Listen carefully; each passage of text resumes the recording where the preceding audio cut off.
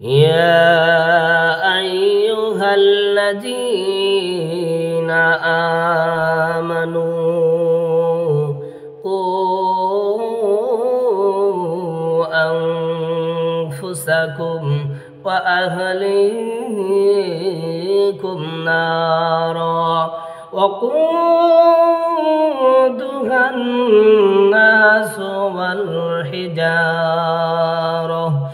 আল্লাহ রাব্বুল আলামিন দুনিয়ার জমিনের মধ্যে ওই সব বান্দাদেরকে যারা ঈমান এনেছে আবার ঈমান আনার পরে ঈমানিয়তের কাজ করে না, যারা ঈমান এনেছে নামাজ আদায় করে না, যারা ঈমান এনেছে কিন্তু রোজার মাসে তাদের গ্যাস্ট্রিক ভালো হয় না, নামাজের সময় আসলে যাদের কোমরে আর হাঁটুতে ব্যথা, নামাজের সময় আসলে যাদের ব্যস্ততাই ছাড়ে না, ও বন্ধু যাদের ইবাদতের সময় আসলে তাদের বাহানাই ছাড়ে না, ও মুরব্বিয়ান সমাজ, আল্লাহ রাব্বুল আলামিন ওই সব বান্দাদেরকে ডর দেখায়, ওই সব বান্দাদেরকে আল্লাহ নসিহতমূলক ভয় দেখাইতেছেন। আল্লাহ রাব্বুল আলামিন কোরআনুল কারীমের মধ্যে বলেন, হে আমার ঈমানদার বান্দারা, ইয়া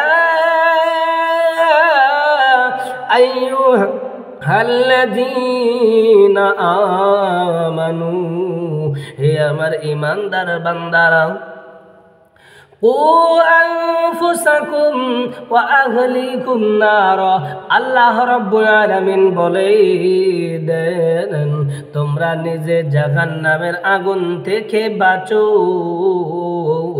এবং তোমার আত্মীয় স্বজন ঘরের পরিবারের মানুষদেরকেও তুমি জাহান্নামের আগুন থেকে বাঁচাও। ও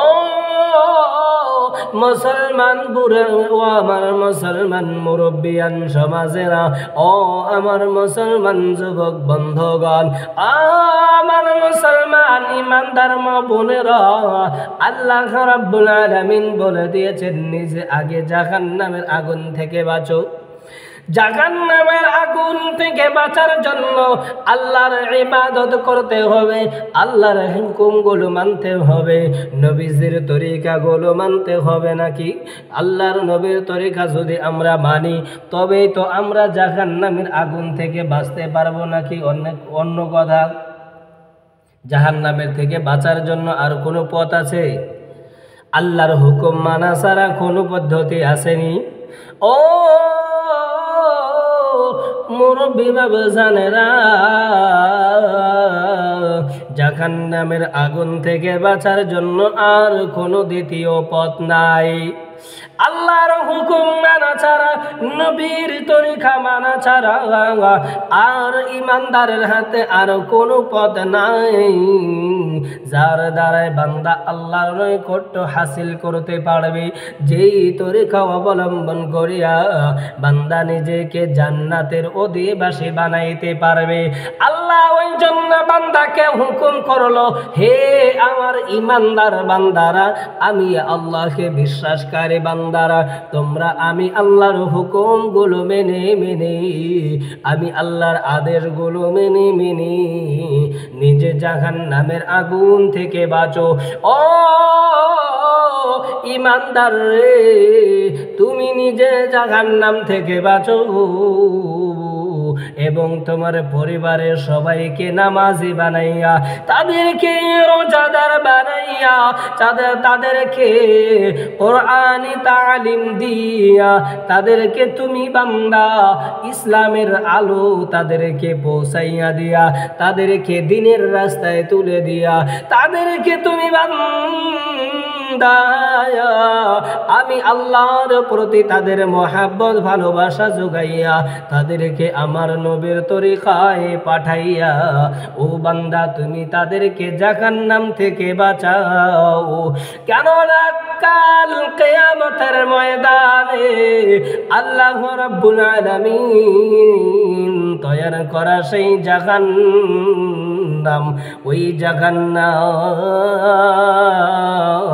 যেই জাহান্নামের ইন্ধন হবে মানুষ এবং পাথর। ওই জাহান্নাম অতি ভয়ঙ্কর, যেই জাহান্নামের ইন্ধন মানুষ এবং পাথর হবে। মানুষ তো জাহান্নামের ইন্ধন হবেই হবে, এবং সেই খাস পাথর, যেই পাথরটাকে আল্লাহ রাব্বুল আলামিন তৈয়ার করে রেখে দিয়েছেন নিকটের আসমানের মধ্যে। ও মুরব্বিয়ান ইমানদার বান্দারা, আমার ভাইয়েরা গভীর মনোযোগ দিয়ে শুনে নেন। আল্লাহ রাব্বুল আলামিন ওই পাথরটাকে দুনিয়া যখন আল্লাহ বানাইলেন, আসমান যখন আল্লাহ বানাইলেন, এই জমিন যখন আল্লাহ বানাইলেন, ওই সময় আল্লাহ সেই খাস পাথরটাকে বানাইয়া রেখে দিয়েছেন। ও বন্ধু, ওই জাহান্নামের মধ্যে শুধু ওই পাথর আর মানুষ জাহান্নামের খড়ি, জাহান্নামের ইন্ধন হবে না। মুশরিকদের হাতে বানাইয়া পূজা করা, মুশরিকদের হাতে বানাইয়া ইবাদত করা সেই সেই পাথরের মূর্তিগুলো ওই জাহান্নামের ইন্ধন হয়ে যাবে। নাউজুবিল্লাহ। ও আমার ইমানদার মুসলমান ভাইরা রে, ওই জাহান্নামের ইন্ধন থেকে আমরা কেমনে বাঁচতে পারি? আল্লাহ রাব্বুল আলামিন ওই জন্য আমাদেরকে ভয় দেখাইয়া দিয়েছেন, তোমরা জাহান্নামের পথ থেকে দূরে চলে যাও। এই মুরব্বিয়ান সমাজ, আল্লাহ রাব্বুল আলামিনের হাবিবের সাহাবী হযরত ইবনে আব্বাস রাদিয়াল্লাহু তাআলা আনহু তিনি বলেন, জাহান্নামকে ওই হাশরের ময়দানে হাজির করা হবে। হাশরের ময়দানে জাহান্নামকে হাজির করা হবে। ওই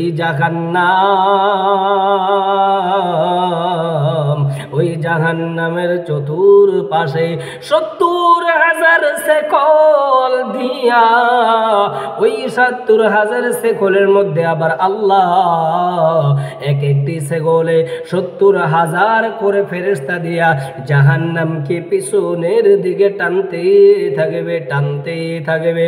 ও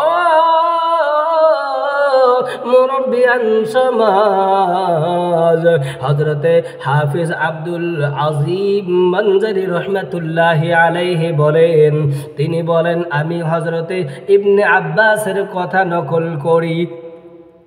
হযরত ইবনে আব্বাস রাদিয়াল্লাহু তাআলা আনহুর কথা যদি মেনে নেওয়া যায়, সেই সময় ফেরেশতাগণ জাহান্নামের শেকলটাকে ছেড়ে দেয়, তাহলে ভেবে নাও ওই সময়ের মধ্যে আল্লাহ রাব্বুল আলামিনের ওই হাশরের মাঠ সাজানের মধ্যে যত ইবাদতকারী বান্দা থাকবে, যত মানুষ থাকবে, সেটা চাহে ইমানদার হোক, সেটা চাহে ইমানদার ইবাদতকারী বান্দা হোক, সেটা চাহে আল্লাহর নাফরমানি করনেওয়ালা গুনাহগার বান্দা হোক, সকলকেই সেই জাহান্নাম নিজের ভেতরে সকলকেই ঢুকিয়ে নিবি, সকলকেই সেই জাহান্নাম সকলকেই খেয়ে ফেলবে।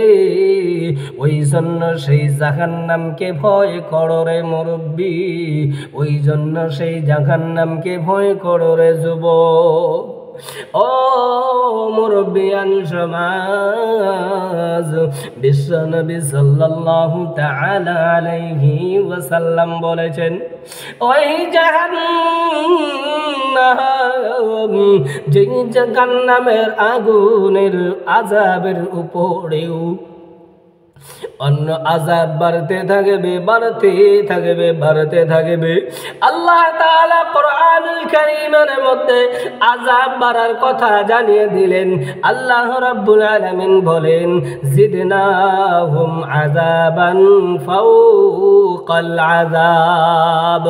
ও মুরব্বি, আল্লাহ বলে দিলেন জাহান্নামের মধ্যে আযাব হবে, সেই আযাবের উপরে আরো আযাব বাড়িয়ে দেওয়া হবে, আবার আযাব বাড়িয়ে দেওয়া হবে, জিদনাহুম তাদের উপরে বাড়িয়ে দেওয়া হবে আযাবান ফাওকাল আযাব, একটা আযাব তাদের উপরে মুসাল্লাত থাকবে, আযাবের মধ্যে তারা একটার মধ্যে তারা লিপ্ত থাকবে, তার উপরে আরো আযাব দেওয়া হবে, আরো আযাব দেওয়া হবে।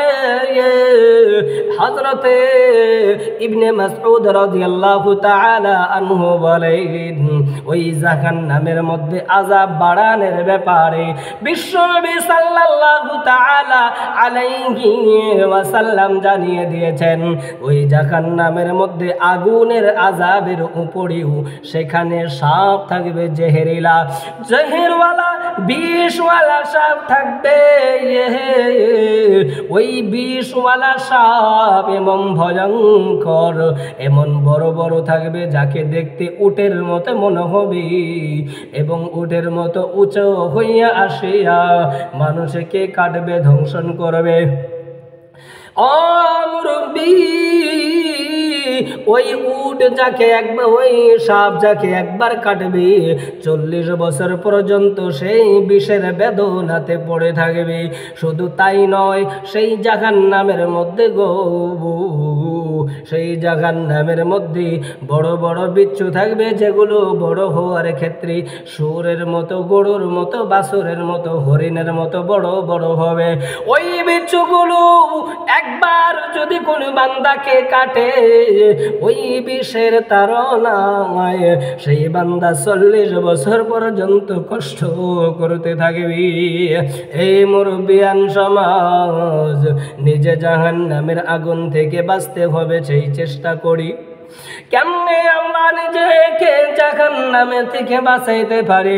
ও যুবক বন্ধুগণ, নিজেরা বাঁচতেই হবে। মুরব্বী বাবা জানেরা গো, নিজের ফ্যামিলি, নিজের পরিবার কিভাবে জাহান্নামের আগুন থেকে বাঁচবে সেটা চেষ্টা করতে হবে। ও আমার মুরব্বিয়ান সমাজেরা, যুবক বন্ধুগণ, মসজিদের মধ্যে বেশি বেশি আমাদেরকে আসতে হবে।